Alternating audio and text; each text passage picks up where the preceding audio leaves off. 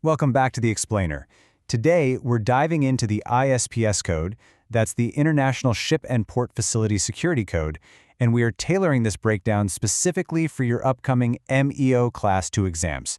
The goal here is simple. We're going to transform this dense source material into clear insights so you can walk into that exam room completely bulletproof.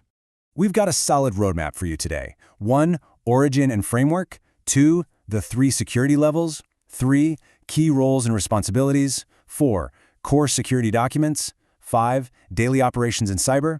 And finally, 6. MEO Class 2 exam focus. All right, let's kick things off with Section 1, Origin and Framework. Let's start with a hard question. What actually changed the maritime world on September 11th, 2001? We all know the profound tragedy of that day, right? But the ripple effect it had on global shipping was, well, it was absolute and it was immediate. The modern security framework wasn't just some slow, bureaucratic evolution. No way. It was born directly out of the terrifying realization that ships and port facilities could be targeted or literally used as weapons. And the global response was incredibly fast. I mean, look at this timeline. The attacks happened in 2001. By 2002, the IMO, the International Maritime Organization, did something pretty much unheard of in the maritime sector. They rapidly adopted the ISPS Code under SOLAS, and by July 1, 2004, boom, mandatory global implementation. You almost never see international shipping rules move at that kind of warp speed. That alone tells you everything you need to know about how seriously they took this threat. Now this brings us to a classic MEO oral exam trap. Examiners love to test you on the difference between ISM, the safety code, and ISPS, the security code. You've got to know this cold. Think of it like this.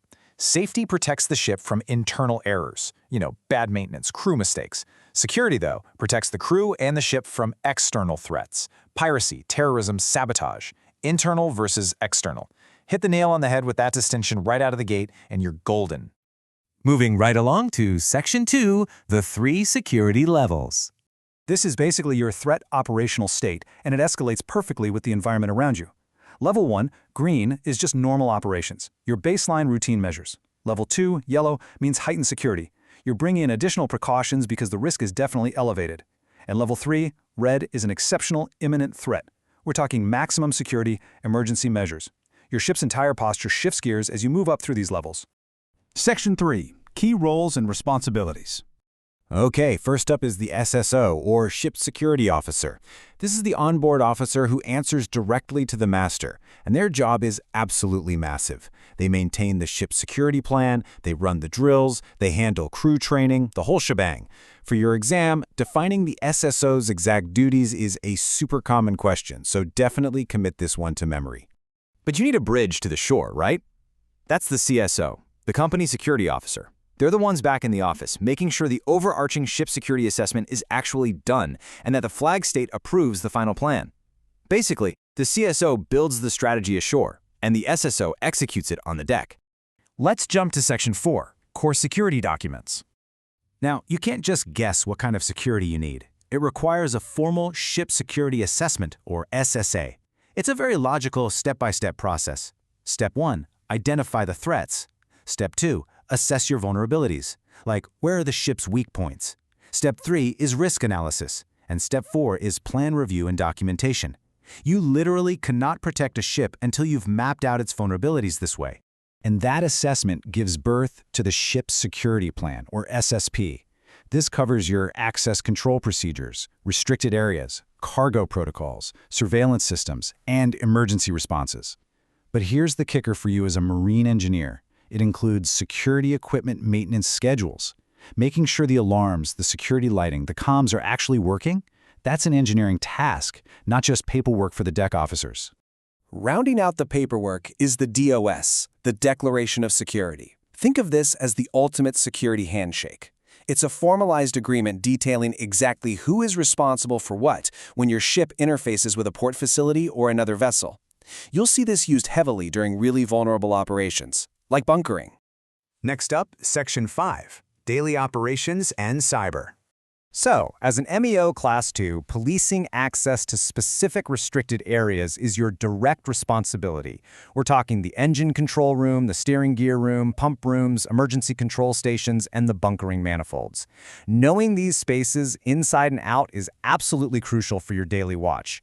If some unauthorized visitor or contractor just wanders into the steering gear room, that is a massive security breach on your watch. And keep in mind, the world is changing. Modern maritime threats aren't just guys with guns boarding your ship.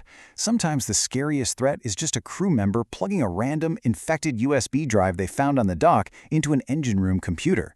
Poor password management, phishing emails, these are huge vulnerabilities now.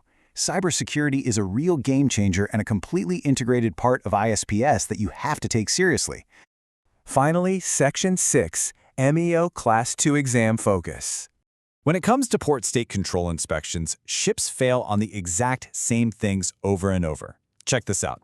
A staggering 45% of deficiencies are just crew unfamiliarity with the ship's security plan. 25% are poor access control to restricted areas, so lock those engine room doors. 20% are missing records, and 10% are faulty security equipment. This right here, this is your ultimate cheat sheet. Examiners know these stats, and they will grill you on exactly these failure points. Okay, next I want you to burn this number into your brain, 500. 500 is the minimum gross tonnage for cargo ships mandated to comply with the ISPS Code. In an oral exam, this is a rapid-fire fact. You need to drop this number without a second of hesitation when they ask about the code's application. Ultimately, you have to adopt a totally practical perspective here. To quote a common saying in the industry, security is not just a certificate on the bulkhead. It is a continuous watchbook entry and an operational mindset. When you're sitting across from that examiner, they don't want a textbook robot. They want to see that you treat ISPS as a living, breathing standard that dictates how you run your watch, how you screen your stores, and how you lock your doors. Which leads us to one vital question you've got to ask yourself. As a future MEO Class 2, are you prepared to be the final line of defense between an external threat and the beating heart of your ship? Because earning this rank isn't just about passing a test, it carries immense real-world weight. The engine room is the lifeblood of the vessel, and keeping it secure is entirely in your hands. Thanks for hanging out with me to unpack the source material in today's explainer, and I'll catch you in the next one.